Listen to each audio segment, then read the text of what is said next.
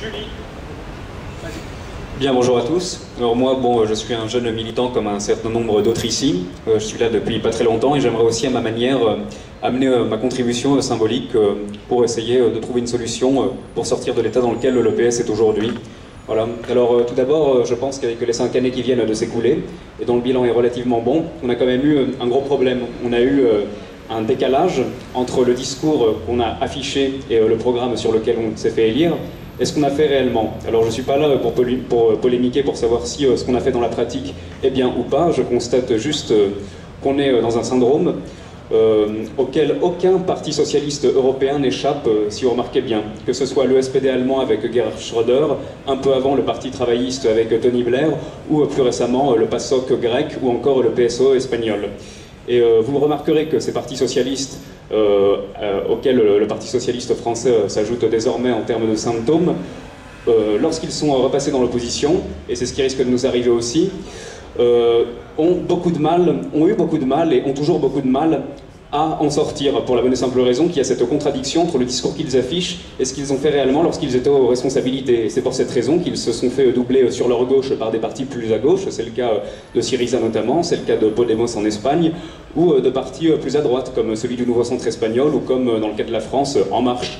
Et dans le cas de la France, on est aussi en train de se faire doubler par un autre parti, enfin un mouvement plus à gauche, qui est la France Insoumise. Alors, comment sortir de ça ? Je pense déjà qu'il faut être clair et que, indépendamment des circonstances qui sont celles dans lesquelles nous sommes aussi, le Parti socialiste, je pense que son principal problème, c'est qu'il n'a pas su rentrer dans le XXIe siècle d'un point de vue idéologique. Il n'a pas su repenser son bagage théorique. Il a déjà été capable de le faire. La vieille SFIO était théoriquement anticapitaliste. Lorsque Blum est arrivé au pouvoir en 1936, Blum a dit, bon très bien, nous restons socialistes, mais nous devons aussi gouverner dans un État capitaliste qu'est la République française, tout en essayant d'appliquer nos mesures. Premier changement. Pendant les 30 Glorieuses, qui ont signé l'explosion des classes moyennes, je vais essayer d'être bref, rassurez-vous, le PSU a proposé de définir un nouveau socialisme, un socialisme du second XXe siècle, un socialisme prenant en compte la supériorité désormais de la classe moyenne et sortant de la dichotomie classe ouvrière prolétarienne contre grand patronat. Et je pense que nous sommes toujours dans ce socialisme du second XXe siècle et qu'il faut que nous en sortions pour définir un socialisme du XXIe siècle si nous souhaitons reconstruire.